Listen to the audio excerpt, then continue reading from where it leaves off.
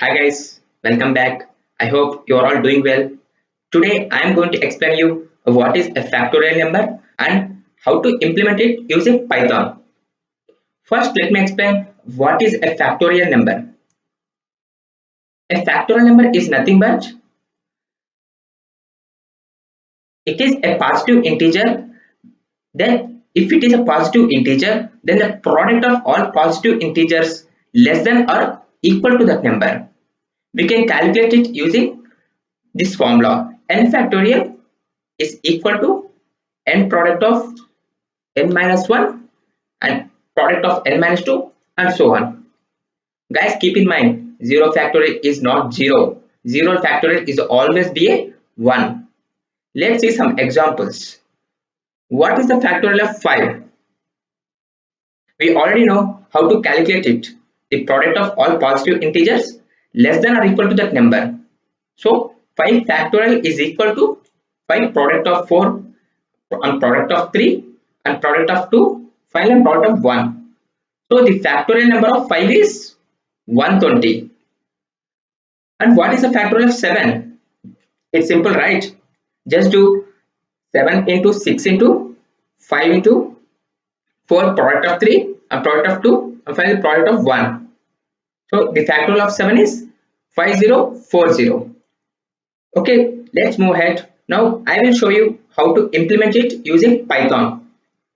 I will show it using two methods. One is iterative method and another one is recursive method. Okay, let's move ahead to Jupyter.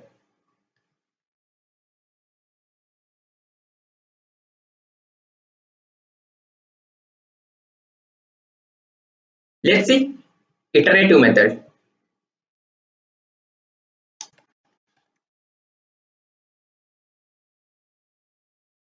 Okay. First, just create the function and assume a function name. The factorial of n. I already told you factorial is only for positive integers and 0 factorial is 1. If n less than 0, it is a negative integer. In this case, it returns 0. Return 0. And if n is equal to 0 or n is equal to 1, in this case it just return 1. Okay, if above both cases are false, else first initialize a variable with 1, call it as fact is equal to 1. Now while n greater than 1, here I am using while loop because it iterates till some condition is true. In this loop, it stops iterating if number is equal to 1. Okay, fact is equal to fact into n.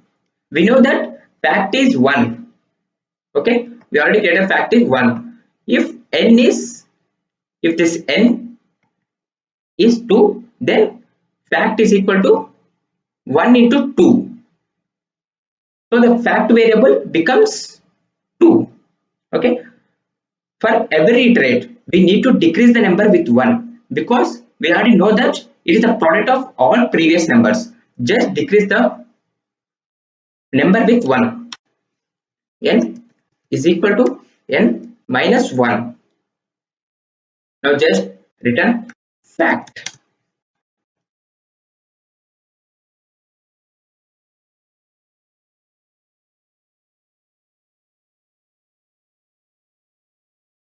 Okay,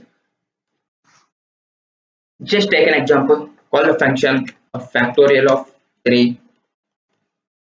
Hope we don't get any errors. Great, we got 6. The factorial of 3 is 6. Alright, I will explain again.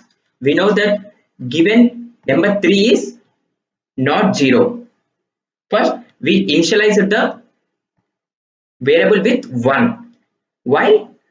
3 greater than 1. As of now, the condition is true because the 3 is greater than 1. And now fact is equal to fact into n. We know that value of fact is 1 and value of n is 3 in first iterative. For the first iterative,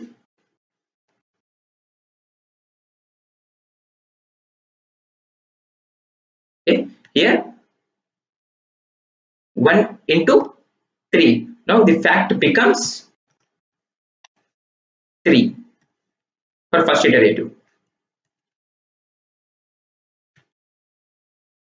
And we have to decrease the number with 1. So decrease the number n minus 1. So 3 minus 1 is equal to 2. Now the n is 2 and fact is n is 2. Now fact is 3. Okay. It again iterates.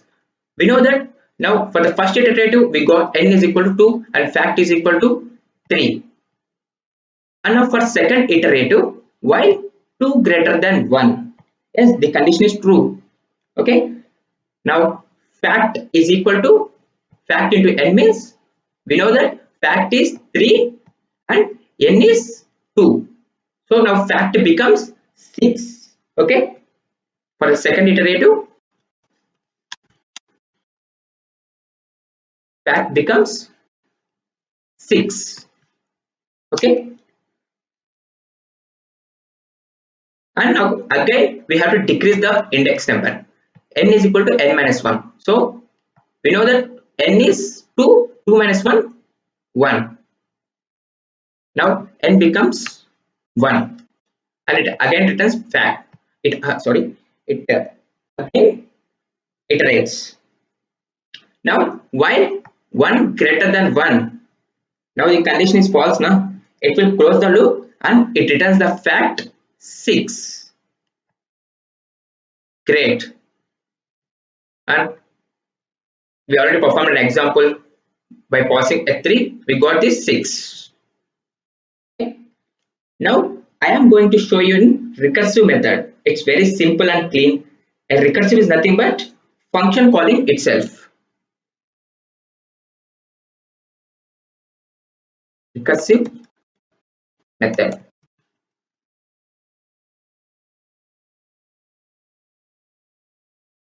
Define the function as usual. Div factorial of n. Write the conditions which we have known. If n less than 0, return 0. If n is equal to 0 or n is equal to 1, just return 1.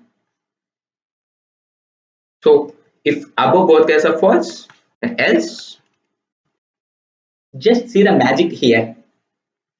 Return n into factorial of n minus 1. Here the function calling itself. However, it won't execute now. It executes the whole code when you call the function. Okay, just call the function factorial of 3. Run this. Great, we got 6. This line is nothing but in a simple manner, instead of using loops, it uses function calling itself. If you see this 3 into factorial of 3 minus 1 into factorial of 2 minus 1, we got the same result. It is same as the above equation. Okay guys, I hope you understand everything. Keep on practice. Thank you. Bye bye.